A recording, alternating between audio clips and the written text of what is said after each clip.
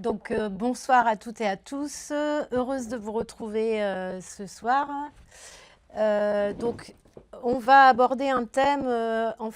J'ai décidé d'aborder ce thème, rétablir l'équilibre digestif en cas de troubles infectieux avec les huiles essentielles, parce qu'en fait, ce sont différents troubles pour lesquels j'ai beaucoup d'appels téléphoniques pour avoir des conseils et où les gens sont un peu perdus aussi. Et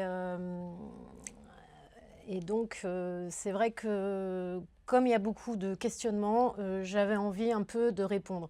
Donc ce soir, on ne va pas avoir forcément des recettes do it yourself.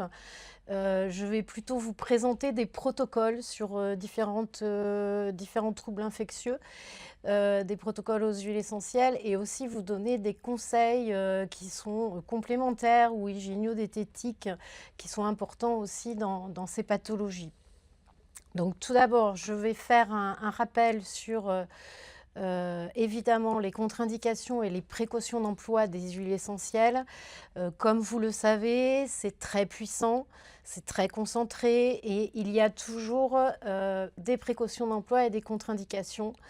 Évidemment, elles ne sont pas les mêmes selon les huiles essentielles que l'on va utiliser, mais en résumé, il peut y avoir des interactions avec des médicaments, notamment anticoagulants, des contre-indications avec des personnes qui ont des antécédents de cancer hormonodépendants ou des antécédents de convulsions, d'épilepsie, des problèmes hépatiques, des problèmes rénaux.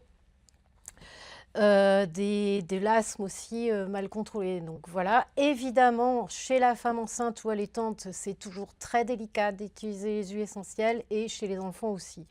De toute façon, ce soir, le thème abordé n'est pas adapté en fait ni aux femmes enceintes, ni aux femmes allaitantes, et ni chez les enfants. Les formules, les protocoles dont je vais vous parler, ça va être surtout réservé à l'adulte.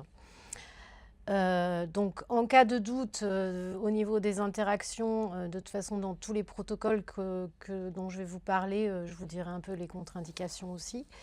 Bien nécessairement, quand on a des troubles digestifs qui vont être liés à un problème infectieux ou de toute façon des troubles digestifs de base qui persistent, il faut se dire que ça nécessite toujours un diagnostic. Donc vraiment, il faut consulter son médecin pour avoir un diagnostic et évidemment pour avoir un suivi médical selon la pathologie qu'il a diagnostiquée. Donc on va commencer par un premier trouble digestif infectieux qui est la candidose intestinale. Donc a priori, alors tout d'abord, je vais vous donner un peu la définition de ce que c'est que la candidose intestinale. En fait, c'est une prolifération d'une levure qui va se proliférer de manière excessive et qui est du genre Candida. Donc c'est un champignon. En général, c'est le Candida albicans qui va proliférer au niveau intestinal. Il faut savoir que ce champignon, ce candida, il est naturellement présent dans notre flore, dans notre microbiote intestinal. Mais en fait, dès qu'il va y avoir un déséquilibre du microbiote, qui va être lié à différentes causes qu'on va voir juste après, eh bien, ce champignon va se mettre à proliférer et donc il va libérer des toxines, il va donc provoquer des troubles digestifs et parfois aussi des troubles au niveau de l'état général. Donc, qu'est-ce qu'on constate comme symptômes justement? Donc, évidemment, les symptômes digestifs, eh bien, souvent ce sont des ballonnements fréquents, le ventre qui est gonflé, surtout après le repas.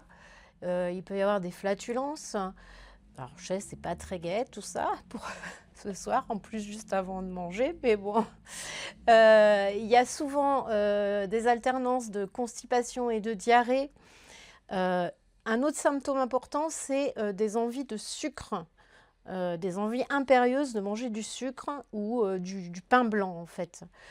Ensuite, il y a évidemment une digestion qui va être ralentie. On peut avoir une langue qui est blanchâtre ou une haleine chargée et voire même des nausées légères à persistantes. Sur les symptômes généraux, ça va pas être du coup spécifique du candidat, hein, mais ça va s'associer à ces troubles digestifs. Donc il va y avoir une fatigue chronique, une baisse d'énergie, euh, des fois des troubles de la concentration, une irritabilité, des troubles anxieux, des sautes d'humeur, des troubles du sommeil, une baisse de la tolérance au stress. Donc, comment cette candidose intestinale peut s'installer? Quelles sont les causes principales?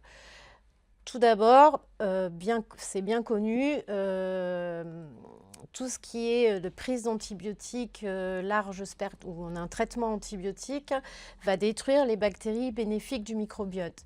Et souvent, ça va favoriser la croissance de ces levures, de ces candidats. Ensuite, il y a tout ce qui est aliments riches en sucre raffiné ou produits transformés, puisque effectivement, le candidat, il adore le sucre. Donc, si on mange des sucres, surtout les sucres transformés, ça va lui plaire et il va s'installer et proliférer. Ensuite, il peut y avoir aussi un stress chronique qui va affaiblir le système immunitaire et perturber en fait la flore intestinale. Autre médicament que l'on peut, qui peut aussi en fait diminuer la résistance aux infections fongiques, infections à candida, ça va être une prise prolongée de corticoïdes ou des traitements immunosuppresseurs. Et dernière chose, évidemment, puisque le candidat aime le sucre, eh bien, quand il y a un diabète qui est déséquilibré avec plutôt un taux élevé de sucre, de glucose dans le sang, eh bien, ça va se retrouver au niveau de l'intestin et ça va donc stimuler la prolifération de ces champignons. Comment donc se fait le diagnostic? Avec le médecin, bien sûr. Alors, c'est assez compliqué à diagnostiquer parce qu'il n'y a pas vraiment de test fiable. Ça va vraiment dépendre des symptômes, du contexte clinique. Donc, et le médecin va s'appuyer sur des signes fonctionnels évocateurs. Alors, ce n'est pas quelque chose qu'on va trouver d'emblée qu'on souffre de candidose intestinale.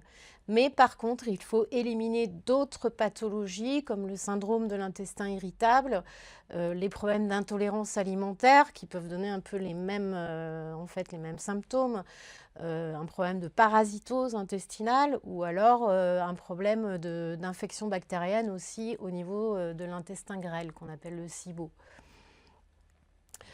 Donc voilà, une fois que ce diagnostic est fait, évidemment, il y a des traitements médicamenteux qui vont aider à traiter ces candidoses intestinales.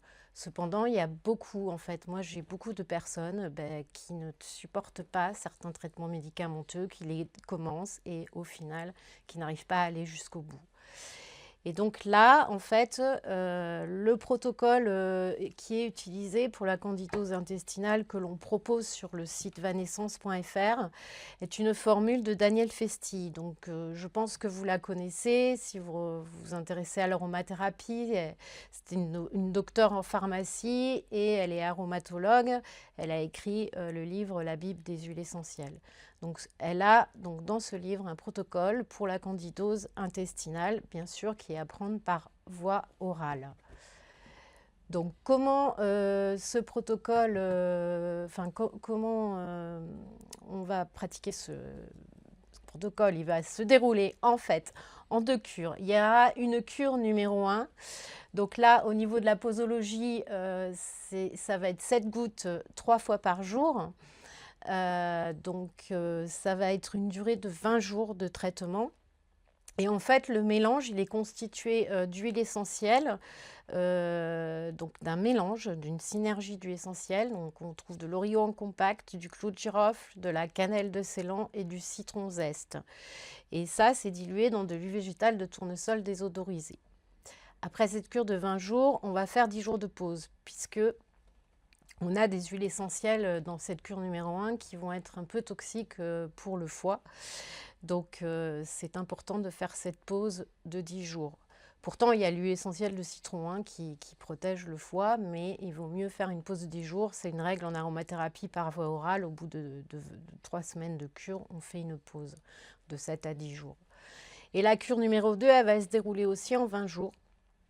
Pareil, même posologie. Là, c'est un mélange un peu différent. C'est un mélange avec de l'arbre à thé, du palmarosa, du laurier noble et de la menthe poivrée. Et donc, toujours dilué dans une huile végétale de tournesol bio désodorisée. Alors, ces 2 cures, en fait, moi, je conseille tout le temps, je conseille vraiment de préférence de les prendre dans une gélule acido-résistante. Pourquoi? Parce que ça va permettre une libération en plus grande quantité d'huile essentielle au niveau des intestins, puisque la gélule ne va pas tout de suite se dissoudre complètement au niveau de l'estomac. Donc, dans le détail, ces 2 cures, à quoi servent-elles? Et pourquoi ça va agir sur le candidat albicans? La cure numéro 1, en fait, on va retrouver des huiles essentielles qui vont être très anti-infectieuses, fortement anti-infectieuses. Et donc, du coup, ça va être du large spectre. Et le but de cette formule, c'est vraiment d'affaiblir la population en candida dans l'intestin, de casser en fait les colonies. Et donc, on a l'Origan Compact, en fait, qui est une huile essentielle qui va donc être antifongique très puissante. Elle est très riche en carvacrol, notamment. Et le carvacrol, en fait, il va altérer les membranes du champignon et inhiber leur croissance. Ensuite, on a associé la cure numéro 1, on retrouve du clou de girofle. Donc lui, le clou de girofle, il va être complémentaire puisqu'en fait, il est riche en eugénol et qui est un agent antimicrobien et antifongique qui est bien documenté à ce jour et qui va pénétrer dans le biofilm du champignon. La cannelle, ensuite, de Ceylan, cannelle écorce. Elle, bien connue comme un anti-infectieux large spectre. Le composé donc, qui agit en fait comme anti-infectieux, c'est le cinnamaldéhyde. Et donc, elle est aussi efficace et complémentaire en fait des autres huiles essentielles. Et le citron zeste, donc lui, il va être là pour protéger au niveau du foie, puisque les huiles essentielles que je viens de citer peuvent avoir une toxicité hépatique. Donc, c'est important de drainer le foie en même temps en fait, quand on fait cette cure. Donc, le citron zeste est là pour ça. Après, il aura aussi une petite action antiseptique complémentaire. Donc là, vraiment, quand on combine ces huiles essentielles, on va vraiment diminuer, agir fort sur la charge fongique. Et la cure numéro 2, alors parce que beaucoup de gens me disent « mais à quoi sert la cure numéro 2 ?» Eh bien, ça va être plus une cure de soutien, de nettoyage. Elle aura aussi un rôle antifongique, mais elle va finir de nettoyer. Et elle va avoir une action un peu de prébiotique. Donc en fait, ça va être un nettoyage de fond et comme c'est un peu prébiotique, ça va accompagner le retour à l'équilibre du microbiote. Donc qu'est-ce qu'on trouve donc, dans cette cure numéro 2, je vous ai dit qu'il y avait de l'arbre à thé, donc qui est un antifongique bien connu. Le palmarosa, donc, qui est aussi antifongique et qui est riche en géranium, qui a une bonne activité antimicrobienne et qui est aussi un peu un rôle de prébiotique pour restaurer la flore intestinale. Il y a du laurier noble, donc là, il a aussi une action antifongique, mais après, c'est vrai que ce qui est intéressant, c'est qu'il va aussi stimuler les défenses immunitaires. Et puis, il y a une dernière huile essentielle, c'est celle de menthe poivrée. Donc là, la menthe poivrée, en fait, elle va agir, évidemment, elle a une action antimicrobienne, mais ce n'est pas ça qui nous intéresse dans cette synergie, c'est qu'elle va plutôt stimuler, en fait, au niveau digestif. Donc, elle va aider, du coup, à rétablir le confort digestif qu'on avait perdu avec ces problèmes d'infection à candida. Voilà, donc ça, c'est pour la cure aux huiles essentielles. Ensuite, il y a des choses qui sont importantes à faire après, des conseils complémentaires, des choses importantes au niveau des habitudes alimentaires. Donc moi, ce que je conseille toujours après cette cure, c'est de réensemencer sa flore intestinale. Donc, alors, c'est mieux pour ça, évidemment, on va prendre des probiotiques qui sont à visée intestinale. C'est plus facile de le faire après la cure du essentiel parce que vous savez que les probiotiques font pas bon ménage, on ne peut pas les prendre à la même prise que les huiles essentielles, il faut au moins laisser 2 heures d'espace. Donc après, c'est vrai que ça demande un petit peu de comment... Enfin, c'est plus compliqué du coup pour faire la prise pendant la cure aux huiles essentielles. Donc, il vaut mieux le faire après. Et il va falloir faire au moins 2 mois de cure de probiotiques. Donc ça va permettre aussi d'éviter la rechute. Et ça va renforcer la flore intestinale et vraiment consolider tout ça. Donc sur le site, vous pouvez trouver donc un probiotique à visée intestinale, c'est le Bacillus acidophilus qui est en gélule. Donc il est très concentré, c'est une association de différents bacilles. En plus, on n'en prend qu'une gélule par jour, donc la boîte fait 2 mois de cure. Alors évidemment, sur le marché, il y a plein d'autres probiotiques à visée intestinale. Alors, autre chose importante, ça va être pour éviter les rechutes, ça va être de réduire les sucres transformés. Donc, qu'est-ce que c'est les sucres transformés? C'est ce qui est sucre blanc, les pâtisseries, les boissons sucrées, l'alcool aussi. Tout ça, ça va nourrir le candidat. Bien évidemment, tout ce qui est miel ou fruits, jus de fruits frais, ça, on peut toujours les consommer, bien sûr, avec modération. On va aussi, ce qui est important, c'est de préserver un apport en bonne graisse. Donc les bonnes graisses, ça va être les oméga 3, donc ça inclut dans l'huile d'olive, l'huile de noix, l'huile de colza et dans les poissons, notamment les petits poissons comme maquereaux, sardines ou harengs. On va privilégier aussi des aliments qui sont plutôt complets. Au lieu d'aller sur du riz blanc ou des pâtes blanches, aller plutôt sur du riz complet, du pain complet, prendre aussi pas mal de légumineuses, des lentilles. Et donc ça, c'est important aussi d'aller sur tous ces glucides qu'on appelle les glucides complexes. Il faut apporter aussi suffisamment de protéines, bien évidemment. Œufs, poissons, plutôt de la viande maigre. On peut prendre des laitages de manière modérée. Ensuite, et oui, dernière chose, c'est vraiment éviter tout ce qui est irritant digestif. Donc, ça va être réduire tout ce qui est aliments acides.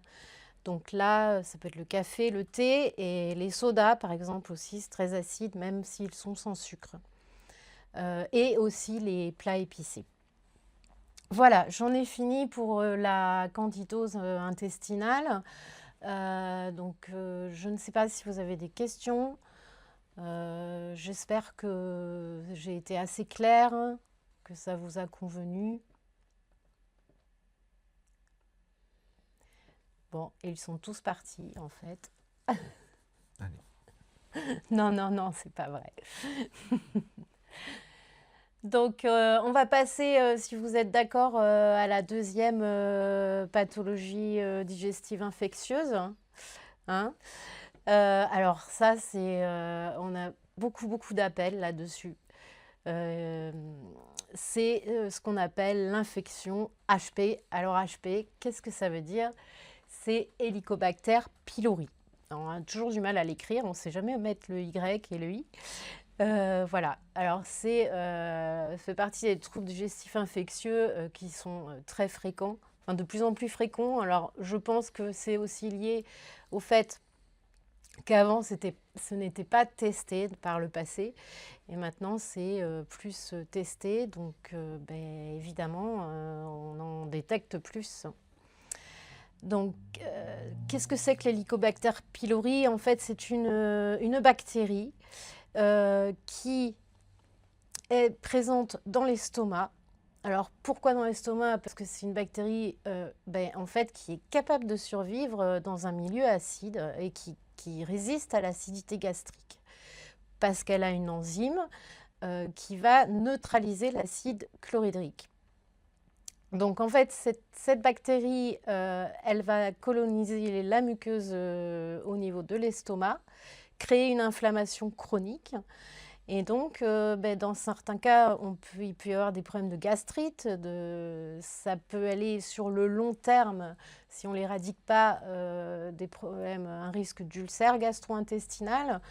Et après, éventuellement aussi des lésions précancéreuses de l'estomac. Donc c'est pour ça que c'est très important, évidemment, quand on a un trouble digestif, de consulter et d'avoir un suivi médical. Je le répète, c'est très important. On ne peut pas aller à l'aveugle. Il faut que ce soit diagnostiqué. Donc, les symptômes qu'on peut constater en fait quand on est sujet à l'Helicobacter pylori, eh bien, c'est très variable parce que des fois, ça peut passer complètement inaperçu. Il n'y a pas forcément de symptômes. L'infection peut rester silencieuse pendant des années. Après, il peut y avoir le plus fréquemment des troubles digestifs qui ne sont pas spécifiques. Ça va être des douleurs, des brûlures au niveau de la partie haute de l'estomac, des nausées, des ballonnements, une digestion lente, des reflux acides, bien sûr. On peut avoir une fatigue aussi parce que ça peut entraîner une mauvaise absorption des nutriments. Alors, comment on attrape cette bactérie? Alors, en fait, c'est assez complexe. Enfin, il n'y a pas vraiment, on ne sait pas tout sur cette bactérie. En tout cas, il peut y avoir plusieurs facteurs. Ça peut être une hygiène alimentaire insuffisante, par exemple des légumes crus mal lavés ou une eau, après avoir bu, une eau non potable. Elle peut aussi se développer quand il y a des carences nutritionnelles ou un stress chronique, c'est-à-dire avec un affaiblissement immunitaire. Évidemment, ce qui aide aussi à sa prolifération, c'est tout ce qui est excès d'alcool, de tabac, de café, puisque ça fragilise la muqueuse digestive. Tout ce qui est alimentation irritante, des plats gras, trop épicés ou trop acides. Et a priori, il y aurait peut-être aussi une prédisposition génétique qui donnerait une réponse inflammatoire. Voilà. Donc, comment se fait le diagnostic de l'infection Helicobacter pylori? Alors, le plus fréquemment, c'est le test respiratoire à l'urée marquée. En fait, ce test, il ne va pas mesurer la quantité de bactéries à proprement dit. Il va mesurer l'activité enzymatique de l'Helicobacter pylori. Donc, je ne vais pas rentrer dans les détails, mais en fait, il va y avoir des taux qui vont aller pas d'infection à une infection active confirmée, puisqu'il y aura une forte activité enzymatique. Autre test qui peut aussi se faire, c'est lors d'une gastroscopie où il y a une biopsie gastrique. Et souvent, ils font un test rapide à l'uréase, en fait, et on sait en fait si c'est positif ou négatif. C'est-à-dire qu'on prélève un petit morceau de l'estomac et on le met en fait dans un gel qui va réagir et on saura s'il y a présence ou pas d'Helicobacter pylori. Alors, je vais boire un petit coup. On va passer donc au protocole que l'on propose sur vanescence.fr pour l'Helicobacter pylori. C'est une synergie pareille, c'est une formule de Daniel Festi, dont je vous ai parlé tout à l'heure, qu'on trouve dans la Bible des huiles essentielles. Évidemment, on va retrouver des huiles essentielles avec une forte activité antibactérienne. Et ce protocole va se faire en 2 cures, comme la candidose intestinale. Alors, ce que je voulais dire, c'est que, évidemment, il y a un traitement médicamenteux et antibiotique pour traiter l'Helicobacter pylori, qui est assez costaud.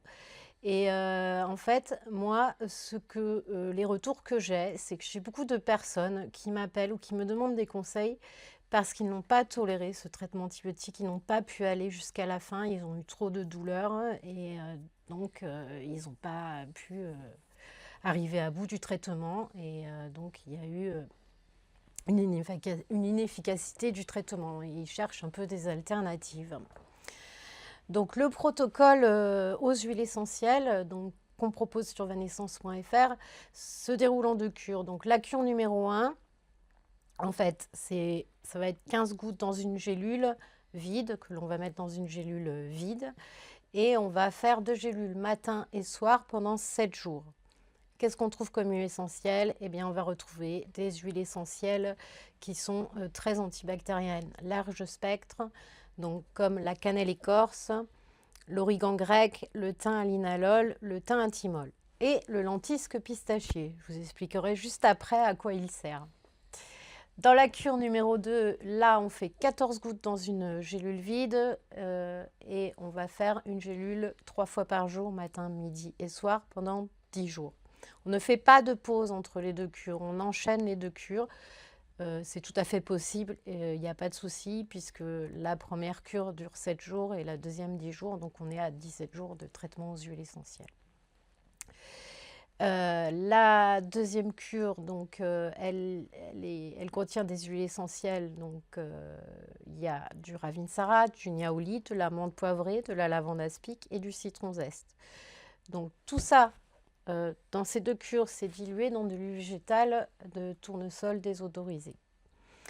Et là, en fait, quand je vous dis gélule vide, moi, je vous conseille en fait de prendre les gélules vides en pullulane, c'est-à-dire que ce sont des gélules vides qui sont à libération rapide.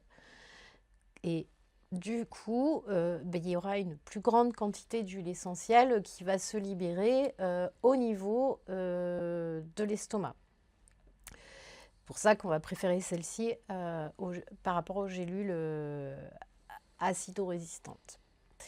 Donc, le rôle des huiles essentielles, c'est de synergie. Alors, évidemment, oui, les gélules, on les remplit soi-même au moment de la prise. Hein. Il vaut mieux le faire au moment de la prise et pas les faire en avance parce que sinon, la gélule a tendance à se ramollir. Donc, dans la cure numéro 1, on va voir un peu comment agissent les différentes huiles essentielles. Donc, la cannelle écorce, elle, c'est un antibactérien très large spectre. Qu'on a vu tout à l'heure, elle contient du cinnamaldéhyde qui détruit en fait la paroi de l'Helicobacter pylori et donc va bloquer sa prolifération. Ensuite, il y a du thym à thymol. Donc le thymol, c'est bien connu, il y a une activité bactéricide puissante et large spectre qui va se compléter avec la cannelle. Il y a du thym à lunalol aussi, donc lui, il est plus doux. Il va soutenir l'action antibactérienne du thymol. Ça va être aussi complémentaire, enfin, ça va soutenir son action. De l'origan grec, donc là, c'est surtout riche en carvacrol, donc c'est une autre molécule qui a une activité, en fait, on a remarqué que ça avait une très bonne activité sur les bactéries gram négatifs. Et justement, l'Helicobacter pylori est une bactérie gram négatif. Donc, souvent, l'origan et son action est assez comparable à certains antibiotiques de référence. Et donc, j'en viens au lentisque pistachier. Donc, alors lui, en fait, il est là pas pour une activité antibactérienne. C'est en fait, il a une activité anti-inflammatoire, donc intéressante pour calmer l'inflammation au niveau de l'estomac, mais aussi il va en fait empêcher la bactérie de s'accrocher, ou en tout cas décrocher les bactéries qui sont accrochées à la paroi. C'est-à-dire qu'il va avoir une action anti-adhésive. Donc, cette cure numéro 1, en fait, c'est vraiment pour éliminer toute la charge bactérienne. Donc, on tape assez fort dans la cure numéro 1. Et puis ensuite, on fait la cure numéro 2. Donc, la cure numéro 2, c'est rien à voir. C'est différentes huiles essentielles. À quoi elle sert? Elle va servir à calmer. Elle va servir à cicatriser, elle va servir à rééquilibrer la muqueuse gastrique et ça va aussi prévenir les rechutes en stimulant l'immunité. Donc, on retrouve du Ravinsara et du Niaouli, donc, qui sont des huiles essentielles bien connues pour stimuler l'immunité. Et elles vont aussi agir comme antiseptiques de fond pour éviter la réinfection. On a de la menthe poivrée, donc là, ça va être plus pour justement calmer, retrouver un équilibre digestif, calmer les troubles digestifs, retrouver en fait un confort gastrique. Et le citron zeste, qui lui va drainer le foie, donc ça c'est intéressant parce que ça va aider à récupérer plus vite, à éliminer les toxines, et ça va aussi avoir une protection du foie qui va en fait protection du foie qui est importante puisque dans la cure numéro 1, on a des huiles essentielles qui sont toxiques au niveau du foie et donc ça va nettoyer le foie. Ces deux cures, alors attention évidemment, contre-indiquées chez les femmes enceintes ou allaitantes, contre-indiquées chez les enfants. Il faut, en cas d'insuffisance hépatique également, les personnes qui peuvent être sous anticoagulants, en cas d'insuffisance rénale, chez les personnes asthmatiques et épileptiques aussi, il faut faire très attention. Donc, prudence en utilisant les huiles essentielles. Quelques petits conseils complémentaires pour justement éviter les rechutes. Donc moi, juste après les 2 cures, avoir terminé les 2 cures aux huiles essentielles, il faut penser à réensemencer sa flore digestive. Et là, ça va être des probiotiques qui sont spécifiques. Donc sur le site Vanessence, vous pouvez trouver en fait les gélules de Bacillus silhouette. Alors, c'est du Lactobacillus casei. Alors effectivement, il s'appelle silhouette parce que a priori, il aurait un effet en fait de rééquilibrer la flore et d'aider à maigrir, enfin en tout cas lutter un peu contre le surpoids. Mais il y a eu des études pour ce Lactobacillus gasseri qui montrait qu'il était, il agissait, ça permettait de bien réensemencer la flore au niveau de l'estomac et il va réduire le risque de rechute à l'Helicobacter pylori. D'ailleurs, il y a un autre lactobacille, c'est le Lactobacillus reuteri aussi, qu'on peut trouver dans d'autres compléments alimentaires probiotiques. Donc ça, on va le faire 2 mois. Là, on va faire une gélule par jour pendant 2 mois. Ça peut être pas mal parce que l'hélicobactère, même s'il est éradiqué, il peut revenir. Et donc, ça peut être pas mal de renouveler la cure 1 ou 2 fois par an. Autre conseil, alors plus conseil hygiéno-diététique, c'est évidemment de penser à manger lentement, de bien mâcher, d'éviter de s'allonger après les repas, d'essayer de fractionner les repas, de faire peut-être 4 petits repas plutôt que 2 gros. Ça aussi, c'est important pour l'équilibre digestif. Limiter évidemment les irritants gastriques, puisqu'on a vu que ça pouvait en fait stimuler, en tout cas aider à faire apparaître l'Helicobacter pylori. Donc éviter tout ce qui est café, alcool, boissons gazeuses, les agrumes, les acides, les plats frits ou trop gras ou trop épicés. Il y a autre chose aussi qu'il faut réduire aussi, c'est l'excès de sel. Parce que ça peut favoriser la survie de l'Helicobacter pylori dans la muqueuse. Réduire le stress, bon ça c'est évidemment, c'est pas toujours facile, mais évidemment on le sait que le stress augmente l'acidité gastrique, donc du coup ça ralentit la cicatrisation au niveau de l'estomac. Éviter de fumer, le tabac aussi va altérer la muqueuse et favoriser les rechutes. Et on peut aussi donc privilégier des aliments qui sont riches en polyphénol et qui contiennent des composés antimicrobiens naturels. Donc c'est par exemple de l'ail cru ou légèrement cuit, ça peut être les oignons, on peut utiliser le curcuma, on peut également utiliser du gingembre, il y a le brocoli aussi qui est très intéressant, le chou, le persil. Donc c'est en fait, ces aliments vont avoir une action antimicrobienne naturelle. Ensuite, évidemment, privilégier un bon apport en fibres, des légumes cuits, des fruits doux, des céréales complètes. Voilà pour l'Helicobacter pylori. Alors, évidemment, après, c'est la cure d'huile essentielle. L'idéal, c'est avant de commencer, il faut toujours qu'il y ait un test pour avoir de détection. Mais il faut refaire un test après également. Alors, il faut attendre 3 à 4 semaines après l'arrêt de la deuxième cure. Il ne faut pas le faire de suite. Mais vraiment, il faut vraiment vérifier si la bactérie a été éradiquée. Moi, c'est vrai que j'ai des bons retours en général en une cure. Des fois, les personnes sont obligées de faire 2 cures. Une deuxième cure, tout dépend en fait, je pense, de l'ancienneté de la bactérie, de la quantité de bactéries qu'il peut y avoir, enfin de l'activité de la bactérie. Voilà pour ce qui est de l'Helicobacter pylori. Donc, je ne sais pas si vous avez des On questions. fera les questions Ou après. alors on les prendra Oui, oui. peut-être à la fin. On prendra les questions. Ça sera peut-être plus simple. Je te les donnerai. Voilà. Alors, troisième pathologie digestive infectieuse, ça va être tout, et là c'est un peu la période hein, quand on arrive dans l'hiver, tout ce qui est gastro-entérite, donc virale ou bactérienne. Donc, qu'est-ce que c'est qu'une gastro-entérite? Je pense que vous l'avez tous vécu un jour. C'est une inflammation des muqueuses au niveau des intestins, au niveau de l'estomac aussi. Il y a une perturbation de la digestion. Ce qui fait qu'il y a un gros souci au niveau de l'absorption de l'eau et des nutriments. En général, donc la plupart du temps, ces gastro-entérites, elles sont liées à des virus.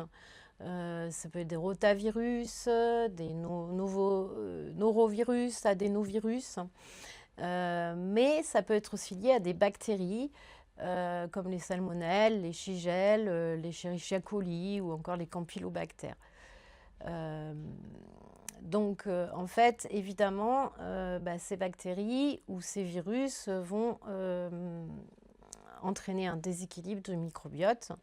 Et les symptômes que l'on va constater, ça va être des diarrhées liquides qui vont être fréquentes, parfois glaireuses, des douleurs évidemment intestinales, abdominales, des crampes, des gargouillements, des nausées, des vomissements. Une fièvre, il peut y avoir de la fièvre aussi, des frissons, une fatigue intense, une perte d'appétit. Après, il y a le gros risque aussi, c'est vraiment la déshydratation, la perte en eau et en sels minéraux. Donc là, il va falloir faire très attention chez les enfants, les personnes âgées, parce que la déshydratation peut se faire très rapidement et donc ça nécessite une surveillance stricte. Alors, les causes principales, comme je vous l'ai dit, c'est soit liées à des virus, soit liées à des bactéries qui sont pathogènes. Alors, comment on les attrape? Souvent, c'est des aliments qui vont être contaminés ou mal conservés, comme dans les œufs, la viande crue, certains produits laitiers non pasteurisés, par exemple. Ça peut être une eau souillée ou une mauvaise hygiène des mains. Ça peut aussi arriver suite à une antibiothérapie prolongée. C'est-à-dire que ça va donner un déséquilibre au niveau intestinal et donc on aura une diarrhée ce qu'on appelle diarrhée post-antibiotique. Alors, qu'est-ce qu'on va pouvoir utiliser comme huile essentielle en cas de gastro-entérite? Alors, qu'elle soit virale ou bactérienne, en fait, on va utiliser 3 types d'huiles essentielles. Tout d'abord, on va associer, en fait, c'est-à-dire qu'on va faire une synergie de 3 huiles essentielles.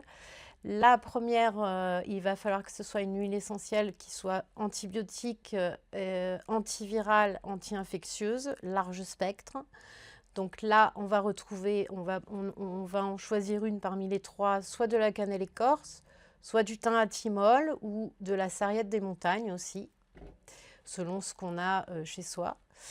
Ensuite, ce qui est intéressant, c'est d'associer une huile essentielle qui soit digestive et antinauséeuse. Donc là, on peut utiliser soit du citron zeste ou de l'amande poivrée ou encore du basilic exotique. Et troisième huile essentielle euh, qui est intéressante aussi, c'est d'utiliser une huile essentielle anti-fermentaire.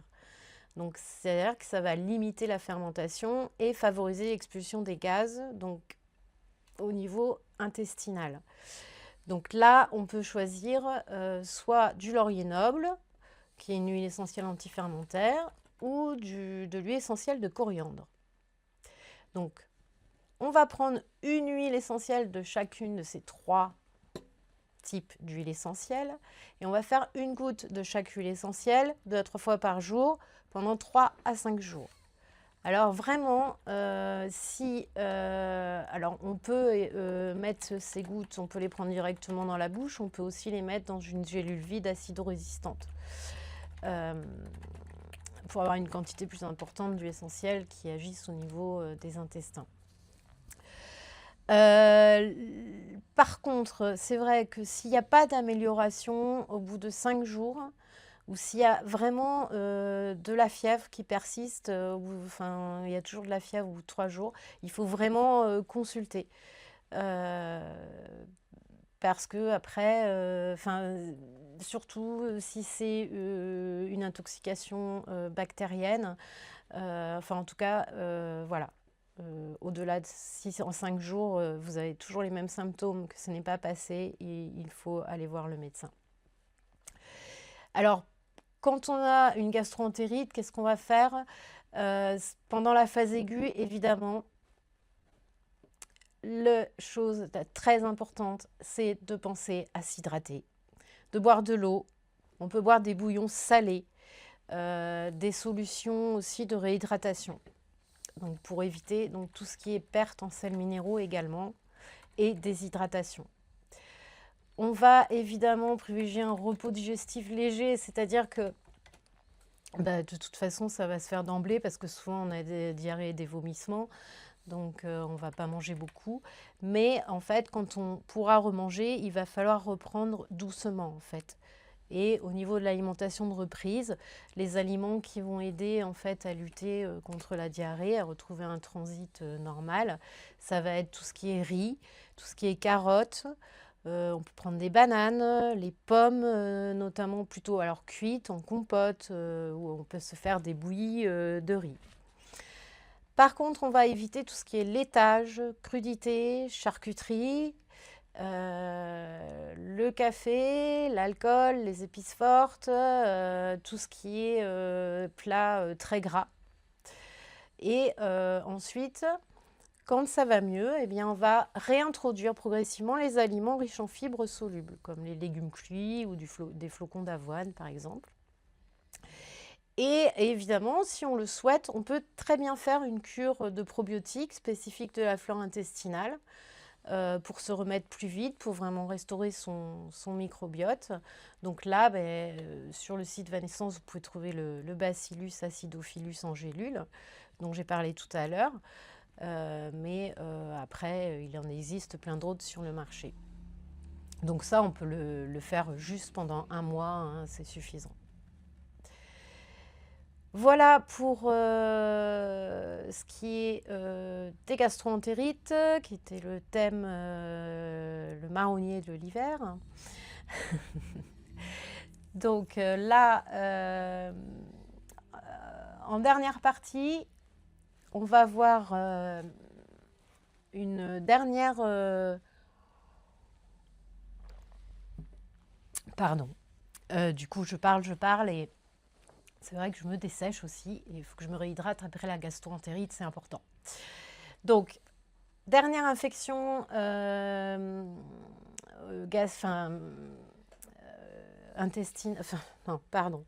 dernier trouble infectieux digestif dont je voulais vous parler, ce sont les parasitoses intestinales, parce que j'ai souvent des questions là-dessus aussi. Donc, qu'est-ce que c'est une parasitose intestinale? En fait, c'est des affections qui sont causées par la présence de parasites dans le tube digestif. Alors, c'est des organismes qui peuvent être plus ou moins gros, donc soit ça peut être des vers comme les helminthes, la famille des helminthes, ou des protozoaires, donc ça, ils sont beaucoup plus petits, microscopiques. Et donc, ces parasites, ils sont parasites, c'est parce qu'ils se nourrissent aux dépens de leur hôte. Et évidemment, ils vont provoquer des troubles digestifs, des troubles nerveux, des troubles généraux également.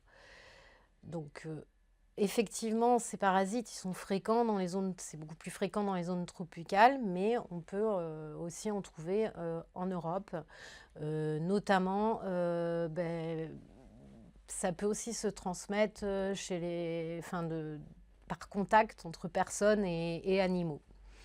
Donc ces parasites intestinaux humains, il en existe divers et variés, mais les plus courants donc, ce sont les oxyures, ça, ce sont des petits vers. On a aussi des ascaris, ce sont des vers aussi. Les ténias, donc ça c'est des vers un peu plus importants. Ensuite il y a les giardias ou les amibes aussi, voilà. Donc effectivement, si les troubles persistent et qu'on pense qu'on a une parasitose, au final, si ça persiste, il faut absolument consulter un médecin et qu'il y ait une analyse des selles, ou enfin en tout cas une recherche de quel parasite c'est. Au niveau des symptômes, la plupart du temps, ce sont évidemment des troubles digestifs. On peut avoir une diarrhée, constipation alternée, des ballonnements, une perte d'appétit ou même des fringales soudaines. Alors les oxyures qui sont quand même très fréquents, il y a des démangeaisons anales, surtout la nuit, donc ça c'est très caractéristique. Et pour ce qui est des ascaris et des oxyures, on va retrouver les vers blancs dans les selles, donc ils seront visibles, contrairement à d'autres parasites qu'on ne retrouve pas dans les selles. Alors, comment on attrape ces parasites? Souvent, c'est des aliments contaminés, des légumes ou de la viande mal cuite ou de l'eau souillée. Ça peut être aussi, si on ne sait pas laver les mains souillées, après un contact avec le sol ou avec des animaux ou des surfaces infectées. Donc, voilà pour les causes. Les huiles essentielles que l'on va utiliser pour ces parasitoses, moi je conseille 2 types d'huiles essentielles. Donc là, on va encore retrouver nos huiles essentielles large spectre, anti-infectieuses, mais évidemment elles sont anti-infectieuses, donc aussi antiparasitaires. Donc souvent l'idéal c'est d'associer 2 types d'huiles essentielles. La première, donc c'est une huile essentielle antiparasitaire, et là on retrouve la sarriette des montagnes, la cannelle écorce, le clou de girofle, le thym à thymol. On va en choisir une parmi ces 4. Et après, on va l'associer à une huile essentielle antispasmodique et digestive. Donc non seulement ça va calmer les troubles digestifs par l'action antispasmodique, ça va stimuler la digestion, mais ça va aussi aider en fait à éliminer les parasites morts. Donc ces huiles essentielles antispasmodiques et digestives, on peut soit utiliser de la menthe poivrée ou de la camomille romaine. Donc là, on va faire une goutte de chaque huile essentielle, une huile essentielle antiparasitaire, une huile essentielle antispasmodique, par voie orale, donc 3 fois par jour pendant 7 jours.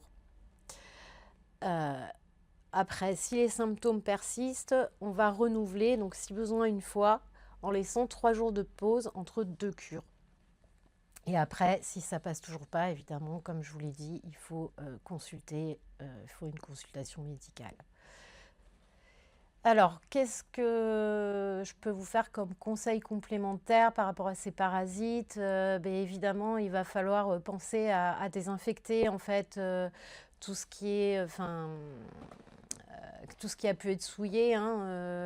Donc se couper les ongles courts, nettoyer le linge, laver les draps à 60 degrés pour éliminer éventuellement les œufs ou les larves. Nettoyer bien les toilettes, les poignées de porte.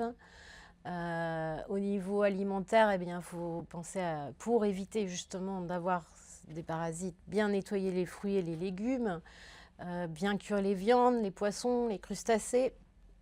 Éviter tout ce qui est plat cru, surtout dans les pays à risque, on va dire. Ensuite, on va privilégier une alimentation plutôt pauvre en sucre simple et riche en fibres végétales, parce que ça va limiter aussi la prolifération parasitaire. Consommer régulièrement aussi donc tout ce qui est aliments qui ont une action antiseptique douce, comme l'ail cru, les graines de courge, le curcuma, les carottes râpées aussi, qui ont, en fait, elles vont avoir un effet vermifuge doux. Dans le protocole antiparasite, alors évidemment c'est réservé aux adultes. Il y a des contre-indications pour s'il y a des problèmes hépatiques, des problèmes rénaux. Il faut faire attention aussi avec l'amande poivrée chez les personnes épileptiques ou les personnes qui ont un asthme mal équilibré.